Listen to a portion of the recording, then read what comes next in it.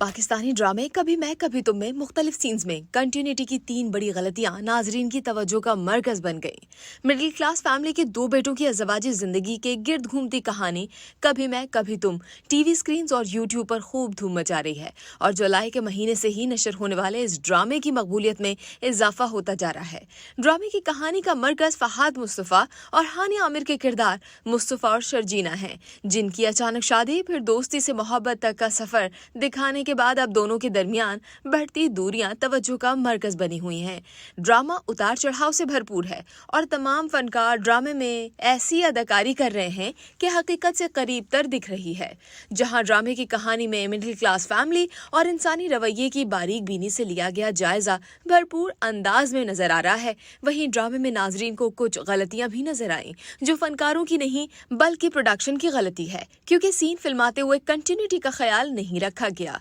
सबसे पहले बात करते हैं शगुफ्ता का रंग बदलता दुपट्टा। किस्त नंबर 7 में अदील तवील अरसे बाद घर आता है और उस सीन में बुशरा अंसारी बतौर शगुफ्ता सफेद प्रिंटेड शलवार कमीज के साथ सियाह दुपट्टा पहनी हुई थी। उस सीन में उनके शौहर इफ्तिखार साहब बेटे अदील को गुस्से में एक मर्तबा फिर घर से निकाल देते हैं और अपने कमरे में चले जाते हैं। इफ्तिखार साहब के पीछे पीछे शगुफ्ता भी दौड़ी चली जाती हैं और उनसे शिकायत करती हैं कि बेटा इतने दिनों बाद घर आया और उन्होंने फिर उसे निकाल दिया। लेकिन उस वक्त शगुफ्ता के गले में स्याह नहीं बल्कि सफेद दुपट्टा था, जो नाजरीन को हैरान कर गया और सोशल मीडिया पर शगुफ्ता का मिनटों में रंग बदलता दुपट्टा जादुई करार दे दिया गया। दूसरी गलती की बात करें तो वो था शर्जीना के गले में पहनी हुई चेन का गायब होना। किस्त नंबर 21 में मुस्तफ़ा और शर्जीना घर छोड़ जाने के बाद बाइक पर कराची की सड़कों पर सफर करते हैं और इसी दौरान मुस्तफ़ा ने बाइक साइड में रोककर शर्जीना को अपने वालिदैन के घर रुकने का मशवरा दिया,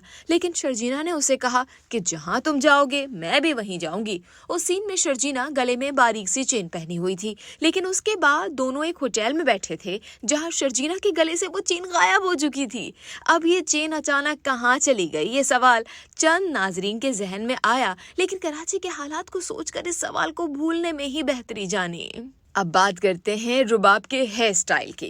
किस्त नंबर 31 में पहले कमरे में अदील और रुबाब को एक साथ बातें करते दिखाया गया, जिसमें रुबाब कर्ल्स के साथ जुल्फें पिन की हुई थी। फिर रुबाब को अदील के साथ घर से रवाना होते दिखाया गया और उस सीन में वो अपनी सास शगुफ्ता पर तनकीद की बरसात कर रही थी। उस सीन में जब शगुफ्ता के चेहरे को दिखाया गया तो रुबाब की पीठ नजर आई और उसमें भी रुबाब की जुल्फें हमेशा की तरह कमर को छूती नहीं बल्कि कंधों तक चढ़ी हुई थी, जिसको देखकर मुतादिद सारिफीन को लगा कि मुमकिना तौर पर नजर आने वाली लड़की रुबाब नहीं है बल्कि उनकी रिप्लेसमेंट में अदाकारी करने वाली कोई एक्स्ट्रा अदाकारा होगी। लेकिन फिर उस सीन में वो लड़की जैसे ही मुड़ी तो ये बात वाज़ेह हो गई कि वो खुद रुबाब ही है, और ये तो उन्होंने हेयर स्टाइल खास बनाया हुआ है या फिर विग पहनी हुई है। उसके बाद रुबाब को अदील के साथ ऑफिस जाते हुए कार में बैठे दिखाया गया, जहाँ उनकी जुल्फें पहले की तरह लंबी नजर आई और फिर ऑफिस में बैठे हुए उनकी जुल्फें वही लंबी सिल्की सामने की तरफ पड़ी हुई थी, जो घर से निकलते वक्त दिखाए गए हेयर स्टाइल से बिल्कुल मुख्तलिफ थी।